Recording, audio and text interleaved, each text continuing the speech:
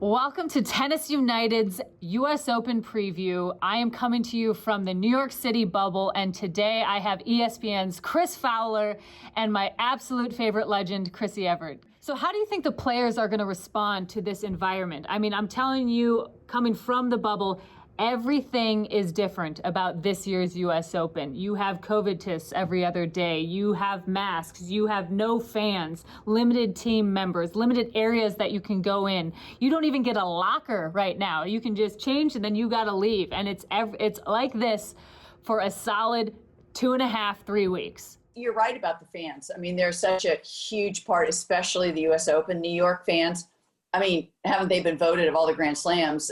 I mean, they're boisterous. They're supportive of, especially of American players, and the players feed off their energy, like you said. It's going to be interesting with silence. It's going to be interesting, and I'm almost thinking there's going to be more upsets. First of all, number one, because players are rusty and they haven't played in 5 or 6 months. There's no momentum going with any of the players.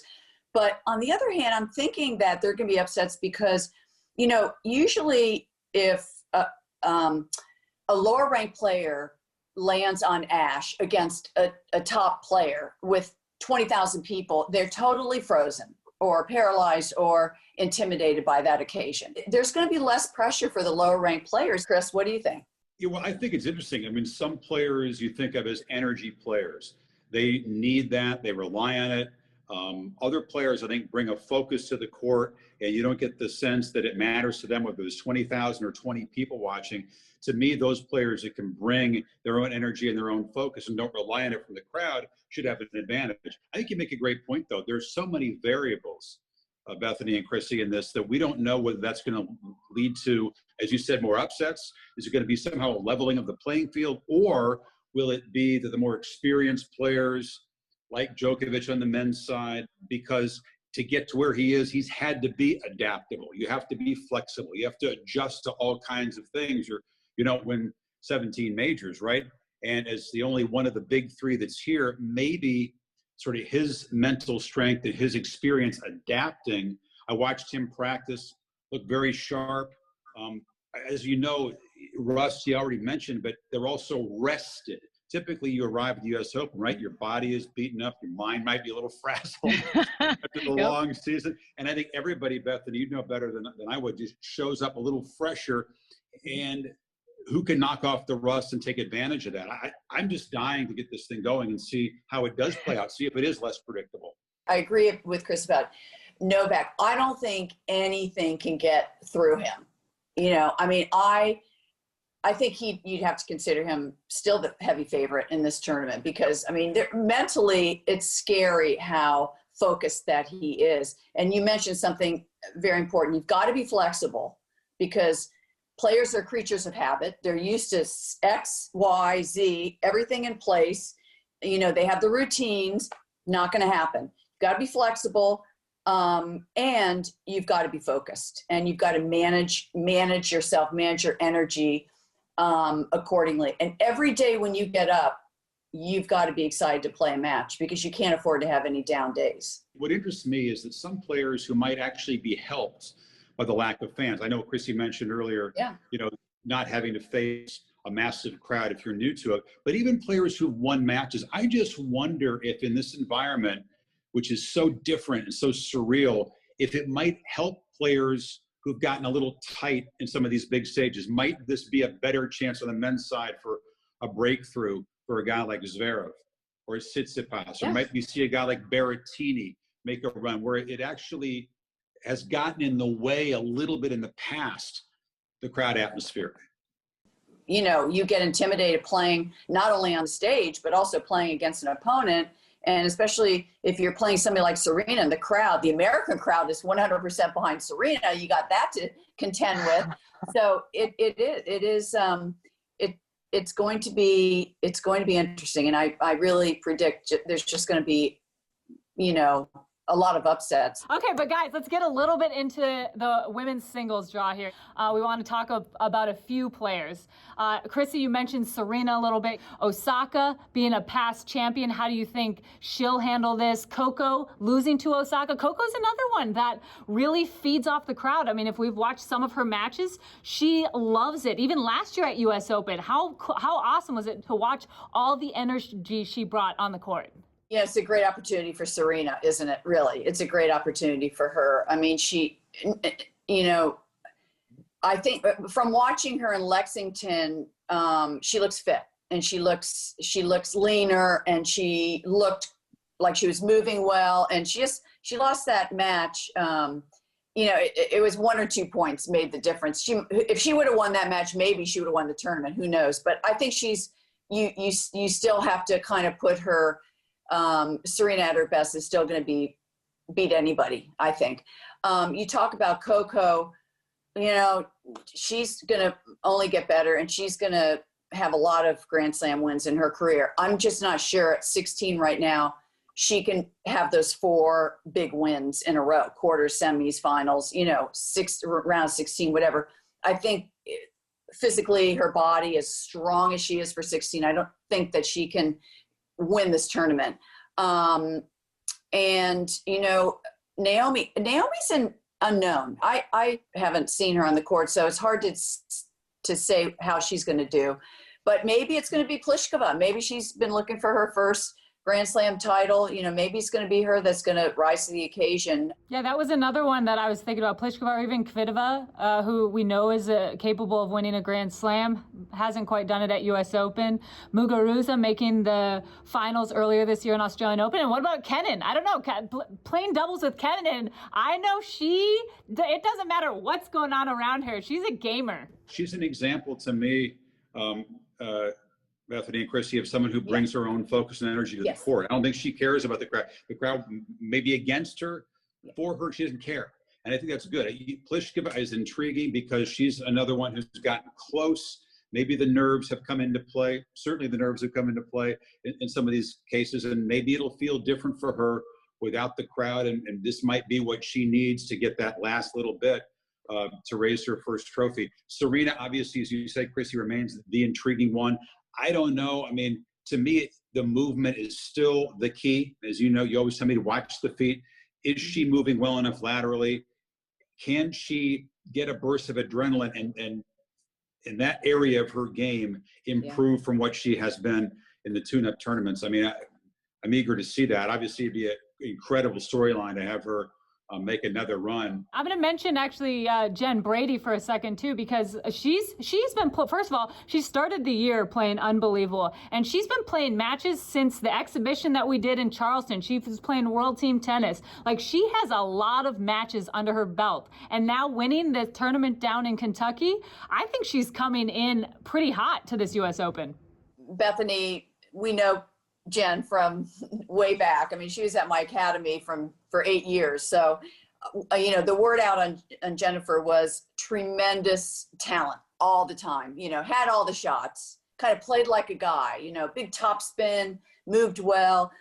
And it's only the last few years that I think mentally she's kind of gotten it together. And I think college helped her. I think that going to UCLA helped her. I think after college, she came out, went on the pro circuit. All the coaches that she's aligned herself with have been superb the last couple of years.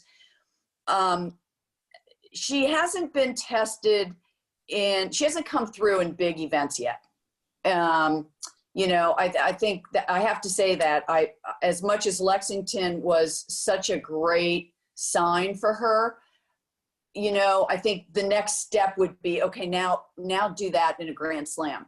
So that to me is still uncertain. Would love nothing more than to see her do it. She's got everything, but it's all up to her and how she's thinking up here. Yeah, and I think, and Chris, you can talk about this too, but I think here's my stance on the veterans versus these young guns, because the veterans, they have some experience, they know what this is all about, but at the same time, they're really used to their routines. They're used to how US Open is played. You have someone like Kenin, like some of these Yastremska, these young, hungry players that might not care about the circumstances. They don't really know what all goes into all those night matches over the years. They're just here to win. And I think it's going to be a balance of maybe that young gun attitude is going to win out over some of the vets if they get too attached to things not going their way and things being so different. What do you think about that, Chris?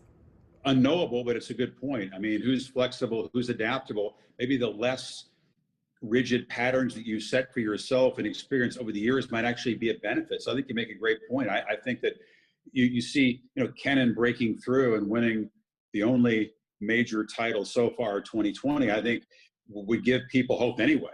I mean, she put it together, made a run, and I think that if she can win it, you tell me. I mean, how many 25 women are thinking, why not me? Why can't I do that? How big is that mentality, though? If all of a sudden you have a few more girls saying, I could do it, why not me? I think that also puts a lot of people in contention for the title. You guys tell me, because I've heard it said, we've talked about this the last few women's majors, well, 10 can win it, 15 women can win it, maybe 20 could win it. If you went 20 deep in Melbourne, I don't even know if you put Kenin in that number. So what's the number? How many do you guys think are actual contenders to win the trophy? I think 20. I think with everything going on, I think you're adding a few more people into the equation. I think if you have a couple girls that are like, you know what? I'm feeling pretty good. I've beaten this player in the past. Here's my routine. Like I'm lumping some of those players that we haven't maybe looked at in the past to win this title. I think it's possible. And I've been around everyone practicing in the locker rooms, seeing what the mentality is. And I've been a part of like the routines of the tests, of the hotel, of the bubble, how we have to do everything. It's all different. And I think all of that combined, it's a bigger list this year of who can win US Open. I do think that, but I also think that it's still down to how many matches in a row, can these players win? And that doesn't change. I don't think that changes that much. If for a lower ranked player to have to go through 4 top seeds, I think is still going to be tough. So, I mean, I think you're right, but I also think at the end of the day, I just think there is something to be said for experience too. Okay, so Chrissy, we're not holding you to any specific number until you get your notes. 20. I'm more the 12 to 15ish at this point. Okay, all right. And so let's transition over a little bit to the men's. Who are some of the players that we should be watching out for? We have Novak making the commitment to play. We have Thiem still looking for his first slam. Medvedev, who played unreal here last year, but again, how was it? He was with the crowd. The crowd was against him, and he played better. So he somehow turned them around and played some unreal tennis. But tell me your thoughts on the guys, Chris. I think Medvedev is one of the most interesting characters coming in, Bethany, because what you said about last year, he went from the ultimate bad guy wrestler, basically poking the crowd, then feeding off the negative energy, then had them roaring for him in that epic match with Nadal, Rafa, one of the most popular players in the history of the sport. They're cheering for Medvedev to make it a match. It was incredible. The ovation that he got for the runner-up trophy at the end of the tournament last year, completing that arc. He's a compelling figure. I don't think that he needs the crowd to play his steady, consistent tennis, but I really think you sort of named the pack. It's sort of Novak versus the pack. And the pack would be Zverev, Tsitsipas, Thiem, Medvedev. That is sort of the pack of 4, I think, that has the best chance to take him down. They've all showed that they can play on big stages, just haven't quite got over the finish line. Thiem coming really close. What about players like Karen Khachanov or Rublev, who have, again, gotten some big wins? You said Khachanov. I watched him practice. I mean, just destroys the ball, pummels the ball. But again, the question has been stability, consistency over best of 5. And that's something we have to talk about when you shift and handicap this men's field. What's different about this from the WTA side of things is that, they're coming back rusty, and many of them without very many matches, and jumping right into best of 5, right? So mentally and physically, you guys know way better than me, but you play practice sets. You don't play 5 practice sets at match intensity. So it's going to be uncharted territory. We've seen so many comebacks from 2 sets to love down in the majors in recent years. You wonder if that's going to be as prevalent now without the crowd to help turn a match around. And is a guy going to believe in his fitness down 2 sets? Yeah, it's a great point. I didn't even think about that, but when you look at Djokovic, what about team? I mean, team, you have faith in that he can last. He's in great shape. It's just so interesting to me that the mental and the physical and how they're tied together in the sport and how it might come into play in this weirdest of majors where, who's going to be able to dig deep when they're down, what seems like a lost cause, and try to turn it around? And are they even physically capable of doing that? Or is it going to place extra importance on winning the first set, on getting a lead in matches? Are the fast starters going to have an edge, both in the women's side and the men's side, maybe? Summarizing, I think it's almost like the men. It's going to be it kind of is going to be more about the physical. I mean, you got to go again, 7 matches, 3 out of 5 sets, and you haven't been playing any tournaments, and you haven't had that practice. So there's going to be more of a physical element in the men's, and maybe a little bit more of the mental element with the women, and emotional, because we women get emotional. I don't know. I've seen some of the guys show some of their emotions.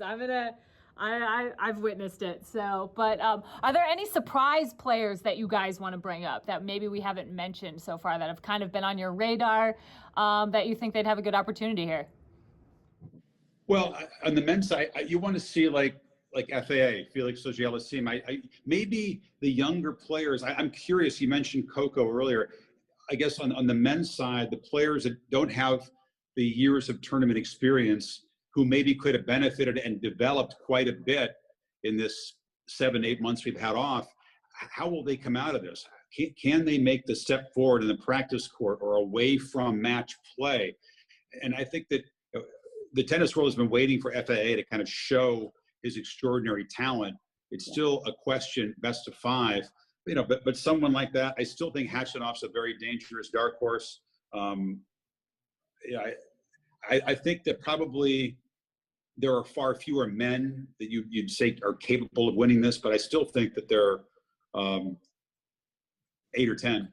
What we can say is that, 1, we are grateful that this U.S. Open is happening, that there's going to be some tennis on the way. 2, there's going to be a lot of amazing matches from the first round on. I think we're going to be ready for upsets. We're going to be ready for players on fire. We're going to be ready for players physically trying to gut some matches out because they're not used to playing. I think it's really going to make for an exciting U.S. Open. I can tell you guys are excited about it, and I think that's what we got to do. We got to bring the energy. The players got to do it. You guys got to do it from the booth, because it's amazing that tennis is back, and this is the start of it. How about that pep talk? I love it, Bethany. I love it. I think the broadcasts are going to be interesting for fans because you don't have the crowd to focus on. So there'll be a lot of close-ups of players. You'll hear a lot more of what's going on the court. We're having a debate. Do we need to have to bleep what's going on? Do we need to delay? But I think it's going to be a good experience. I'll just sell this as a product for the viewers. Yeah, you won't have the roaring crowd, but it's a Grand Slam. The players want to win the same way they always do, and I think you're going to get a chance to see maybe a increased, sharpened focus on their faces and the noise in the court and what it actually feels like when you don't have the roar of the crowd. It'll be interesting to see. It's going to be a very special victory for the man and woman who wins this, because under these extraordinary circumstances, it's going to call upon a lot of mental elements and emotional elements that maybe not quite so intensely you needed before. They're going to be reflecting not just on what they did in the 7 matches to win it or what they've done on the court, but what they've gone through as we all have as human beings. And you're right. It's a great point to stand there and be the symbol of resilience and the symbol of adaptability and flexibility. And no one's going to care that the field was depleted. And to me, this will never have an asterisk attached to the 2 champions. In any case, they might deserve extra credit for going through what they've gone through to win these.